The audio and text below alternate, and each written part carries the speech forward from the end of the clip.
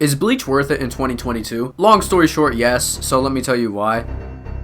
To have a good story, you need good characters, and Bleach has that. Ichigo is a great MC, but I think the main draw of Bleach is the supporting cast. Characters like Rukia, Orihime, Chad, Ishida, and Renji really make Ichigo a better character.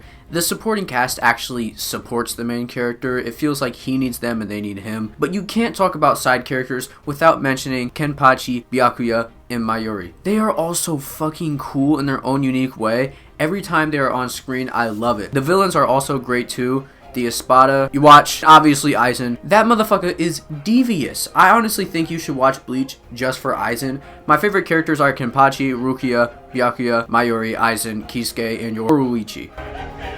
I read the manga because that's my preferred medium, so I don't really know much about the anime, but since I read the manga, I have to mention the artwork. In scenes where characters are just talking, the art looks cartoonish, and it's honestly pretty cute, but the contrast to when a scene is serious is so noticeable, and it's really cool. It basically has two different art styles just for one manga, and I really love how it reads. Also, the chapter covers with all the characters in like regular clothes look really cool. Bleach has to have some of the best character design, especially Ichigo's hollow form. I wish we got to see that a lot more. I think it's the coolest character design in Bleach.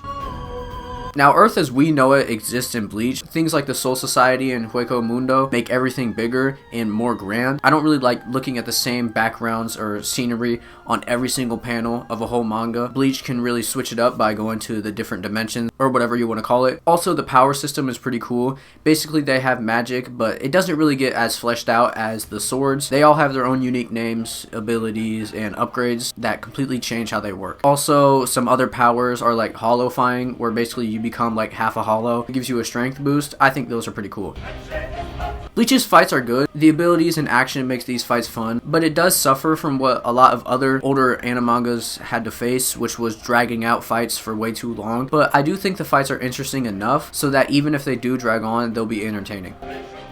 I think most arcs are great, but the first arc and the Fullbring one aren't that good. They're both about like a 5 out of 10, but the worst arcs being a 5 isn't even that bad because all the other arcs are great. Soul Society, the Iron Car, and the Thousand Year Blood War is fucking crazy. There are only like a couple of big arcs, and they're all good, but holy shit, they are long. So if you get bored of the same storyline just going on, you might not like Bleach, although I didn't get bored reading this.